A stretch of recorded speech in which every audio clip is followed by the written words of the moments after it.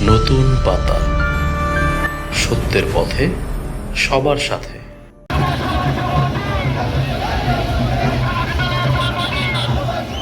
বাংলাদেশ জাতীয়তাবাদী স্বেচ্ছাসেবক দলের ৪৬তম প্রতিষ্ঠা বার্ষিকী উপলক্ষে টঙ্গীতে বর্ণাঢ্য র্যালি অনুষ্ঠিত হয়েছে।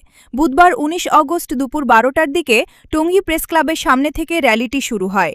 পরে ঢাকা ময়মনসিংহ মহাসড়কের চেরাগালী এলাকা প্রদক্ষিণ করে টঙ্গী সরকারি কলেজের সামনে গিয়ে সংক্ষিপ্ত আলোচনা সভার মধ্য দিয়ে শেষ হয়। র্যালিতে বিপুল সংখ্যক নেতাকর্মীর অংশগ্রহণে টঙ্গীর সড়ক জুড়ে উৎসবমুখর পরিবেশের সৃষ্টি হয়। বিভিন্ন স্লোগানের পাশাপাশি র্যালিতে নারীদের অংশগ্রহণও ছিল চোখে পড়ার মতো। আয়োজকরা জানান, স্বেচ্ছাসেবক দলের সাংগঠনিক ঐক্য ও শক্তি তুলে ধরতেই এই বর্ণাঢ্য র্যালির আয়োজন করা হয়েছে।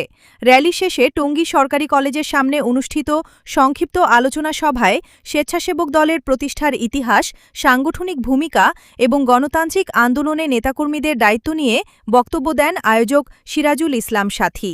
অনুষ্ঠানকে ঘিরে টঙ্গীর বিভিন্ন ওয়ার্ডের নেতাকর্মীদের মধ্যে ব্যাপক উৎসাহ উদ্দীপনা দেখা যায়।